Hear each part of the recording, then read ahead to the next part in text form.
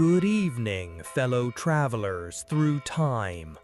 Tonight we journey into the forgotten world of medieval night watchmen, those solitary figures who patrolled dark streets while others slept. In the year 1347, as whispers of plague drift across Europe, a man named William de Ashby steps from his shelter in Canterbury. Cloaked against the chill, he begins his long vigil, lantern in hand, guarding his town through the silent hours.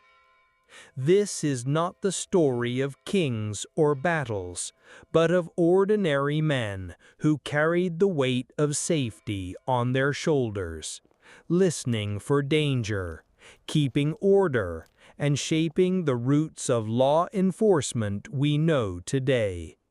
So join me as we walk the shadowed streets of London, Paris, and Florence, and remember the watchmen who stood between civilization and chaos. The medieval night watchman's effectiveness in maintaining order and security depended heavily on the tools and equipment at his disposal. These implements, ranging from simple lanterns to sophisticated weapons, tell a fascinating story of technological innovation, craftsmanship, and the practical evolution of law enforcement methods. Each piece of equipment carried by a medieval watchman represented centuries of refinement, adapted to meet the specific challenges of maintaining security in the dark, narrow streets of medieval towns and cities. The most essential tool of any night watchman was undoubtedly his light source. In an age before street lighting, when the only illumination after sunset came from occasional candles flickering behind shuttered windows, the watchman's lantern was both a practical necessity and a symbol of his authority. The evolution of these portable light sources reflects both technological innovation and the specific needs of law enforcement in medieval urban environments. The earliest night watchmen used simple torches made from pitch-soaked cloth wrapped around wooden staves. These primitive light sources provided adequate illumination for basic patrol duties, but they had significant disadvantages. Torches burned quickly, requiring frequent replacement during long night shifts. They were dangerous in the close quarters of medieval streets, where overhanging buildings and wooden structures created constant fire hazards. Rain and wind could extinguish them at crucial moments, leaving the watchman in dangerous darkness. By the 13th century, more sophisticated lanterns had begun to appear in the equipment inventories of medieval watch services. These early lanterns typically consisted of metal frames that held oil-burning lamps, with translucent materials protecting the flame from wind and weather. The most common protective materials were thin sheets of horn, carefully scraped and polished until they became translucent, or oiled parchment that provided some protection while allowing light to pass through. The design of these lanterns evolved to meet the specific needs of night patrol work.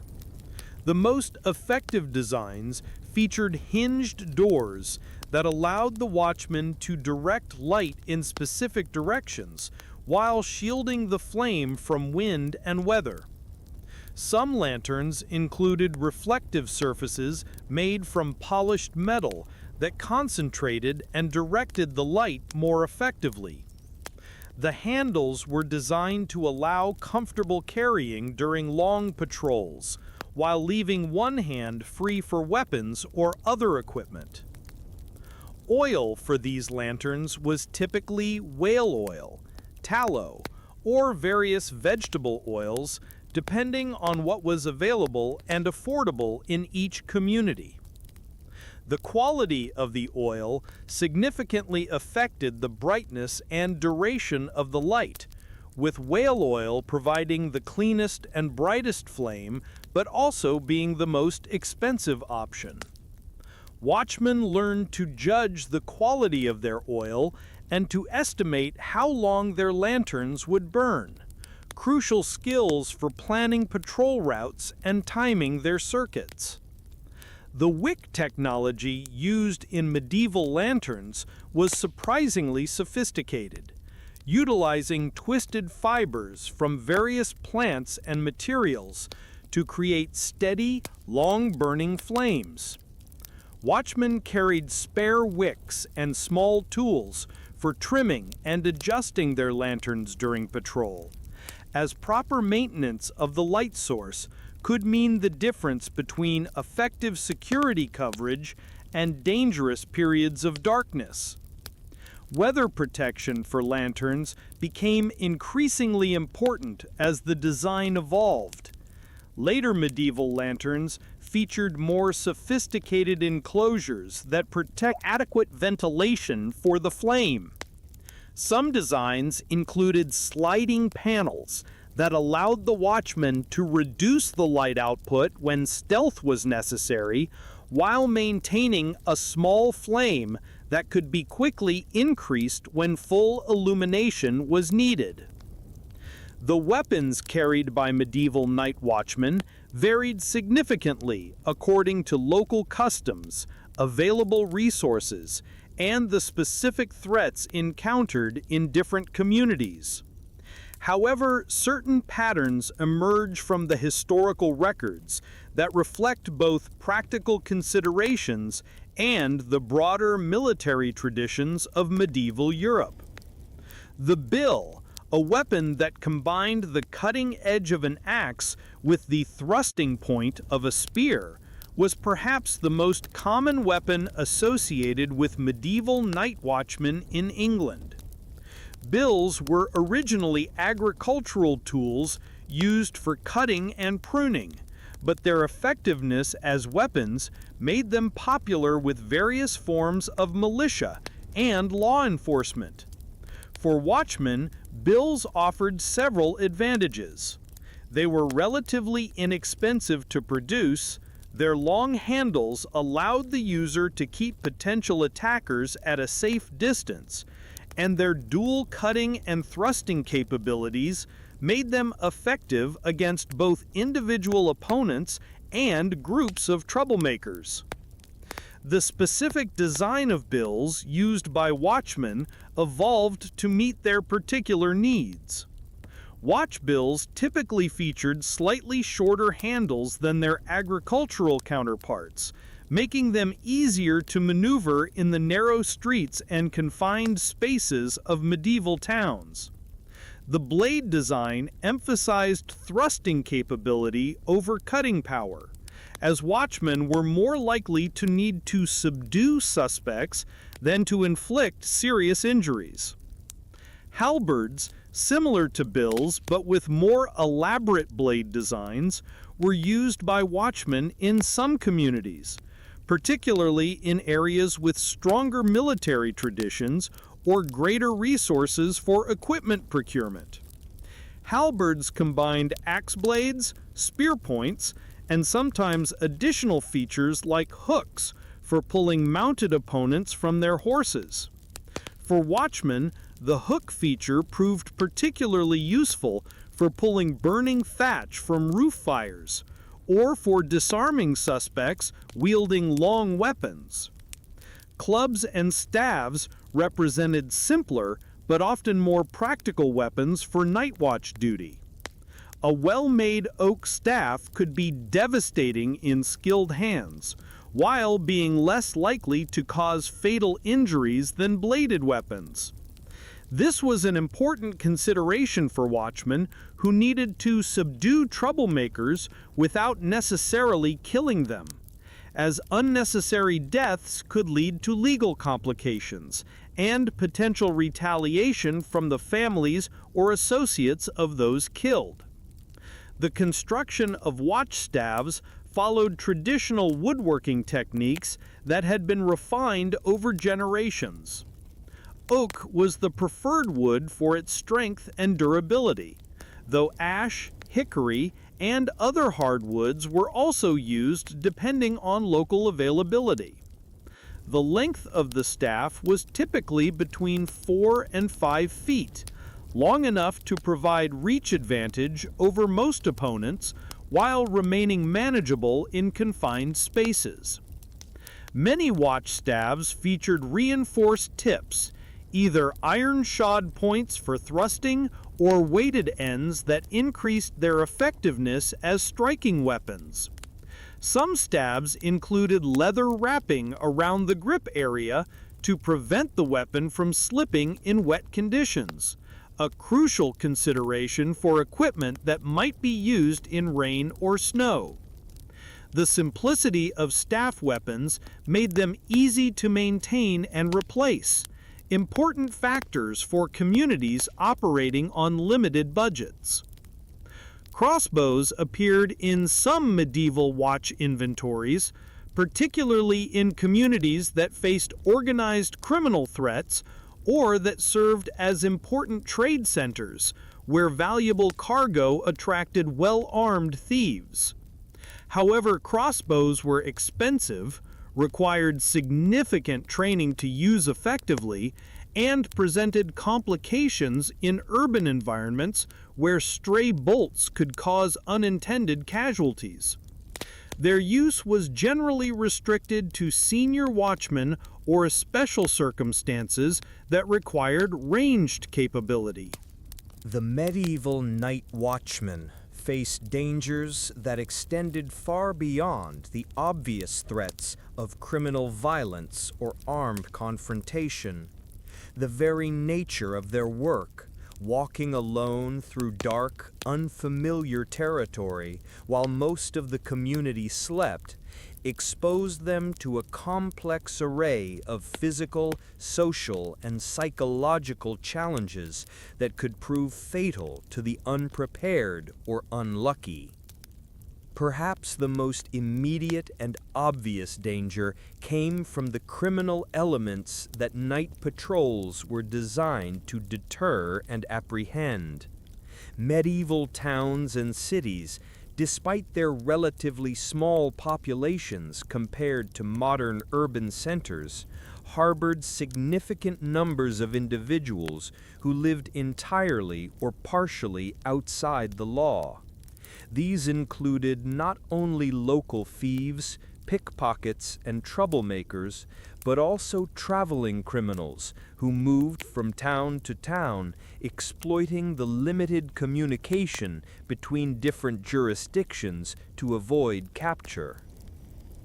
The most dangerous criminals encountered by night watchmen were often those who had already committed serious crimes and faced severe punishment if captured.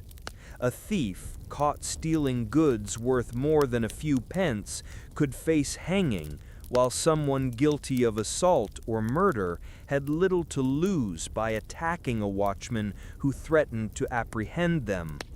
These desperate individuals were often armed and willing to use violence to avoid capture, creating potentially lethal confrontations for solitary watchmen.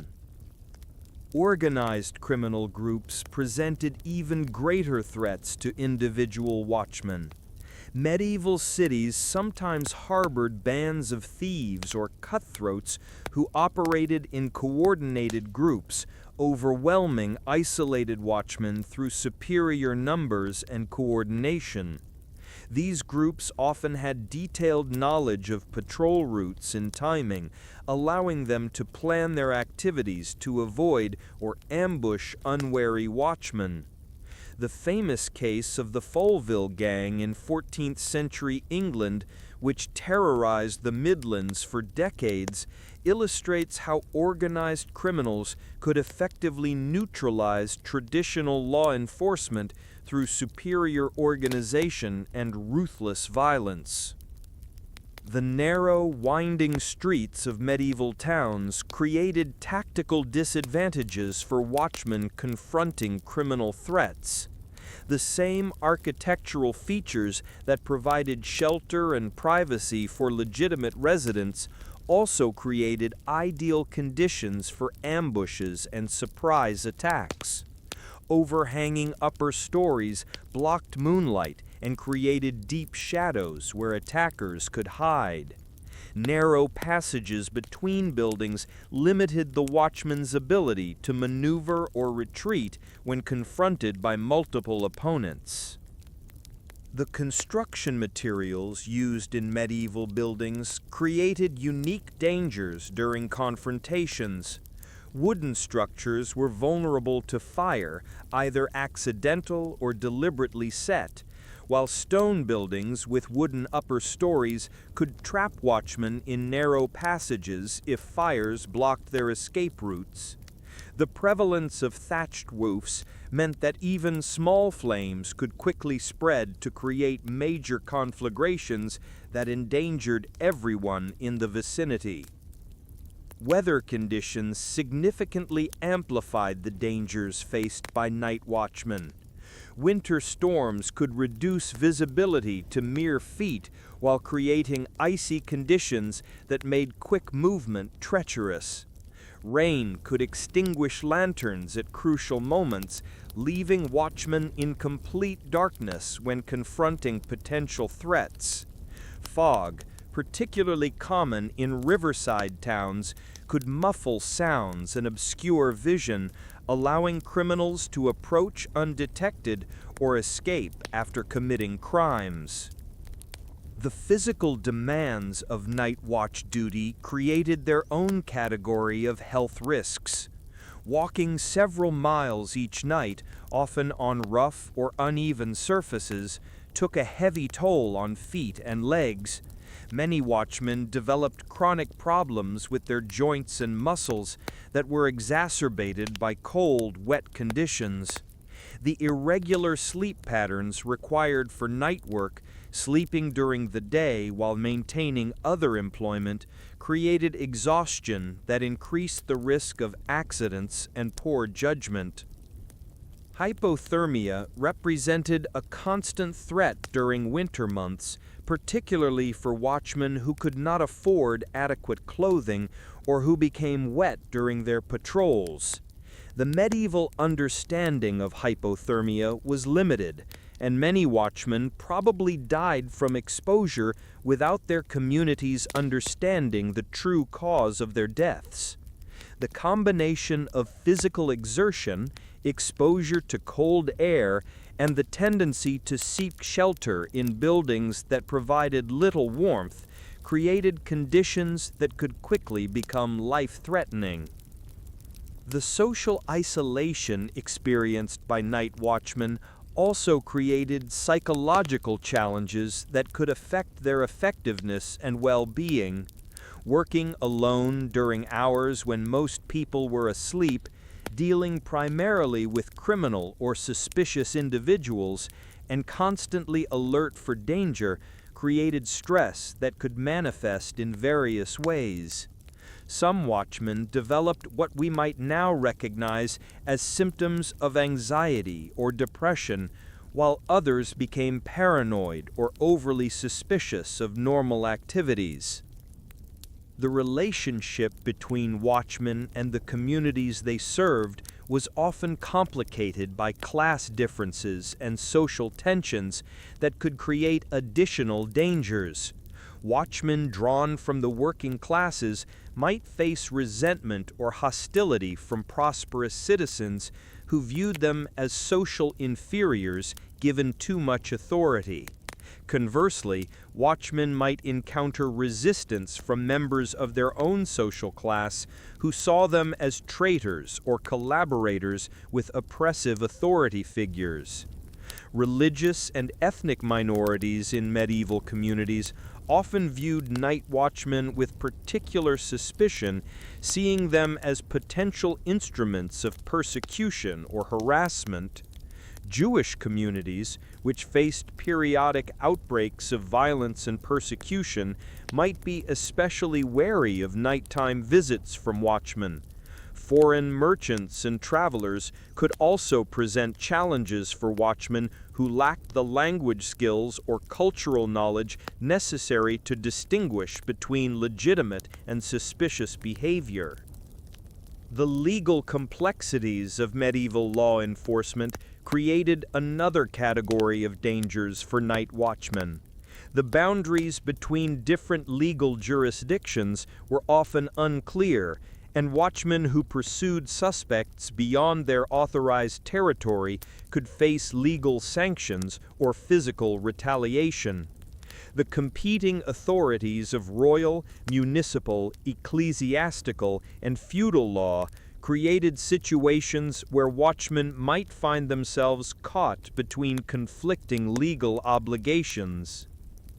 Property rights in medieval society were complex and often disputed, creating situations where watchmen attempting to investigate crimes or apprehend suspects could inadvertently become involved in civil disputes. A watchman pursuing a thief onto private property might find himself accused of trespassing, while one attempting to recover stolen goods could become embroiled in disputes over ownership. These legal complications could result in financial penalties or criminal charges against watchmen who were simply trying to perform their duties. The primitive state of medieval medical knowledge meant that injuries sustained by watchmen often had serious long-term consequences. A cut from a knife or sword could easily become infected, leading to disability or death. Broken bones might heal improperly without adequate medical treatment, leaving watchmen permanently disabled and unable to continue their work. The lack of effective pain relief meant that watchmen often continued working despite injuries that would be considered disabling by modern standards. Fire represented one of the most constant and terrifying dangers faced by medieval night watchmen. The close-packed wooden buildings of medieval towns could burst into flames with shocking speed, creating infernos that could consume entire neighborhoods within hours. Watchmen were often the first to detect fires and were expected to fight them with primitive equipment while organizing community response efforts. Many watchmen. The medieval world was not a monolithic entity, and the systems of night watch that developed across Europe reflected the rich diversity of local customs, legal traditions, economic conditions, and geographic circumstances that characterized different regions. From the fog-shrouded streets of London to the canal-crossed neighborhoods of Venice, from the mountain passes of the Swiss cantons to the trading ports of the Hanseatic League, each community developed its own unique approach to nighttime security that balanced universal human needs with local realities. In England, the night watch system that emerged from the Statute of Winchester in 1285 created a framework that would influence law enforcement for centuries to come. The English system emphasized civic responsibility and community participation, requiring all householders to contribute to night security through personal service or financial support. This approach reflected both the decentralized nature of English government and the strong tradition of local self-governance that characterized medieval English society. The English watch system divided communities into wards, each responsible for maintaining its own night patrol. The constable of each ward served as the link between local watchmen and royal authority, ensuring that local law enforcement operated within the framework of royal law while addressing community-specific needs. This structure created a hierarchical system that balanced central authority with local autonomy, allowing communities to adapt general principles to their specific circumstances. London, as England's largest and most complex city, developed the most sophisticated night watch system in the medieval English world. By the 14th century, London was divided into 24 wards, each with its own constable and watch organization. The size and complexity of London's population required innovations in watch organization that were later adopted by other English cities. These innovations included specialized watches for different types of areas: commercial districts, residential neighborhoods, and waterfront areas, each with unique patrol patterns and security priorities. The London watch system also developed formal training procedures for new watchmen, ensuring that men serving in different wards had consistent skills and knowledge.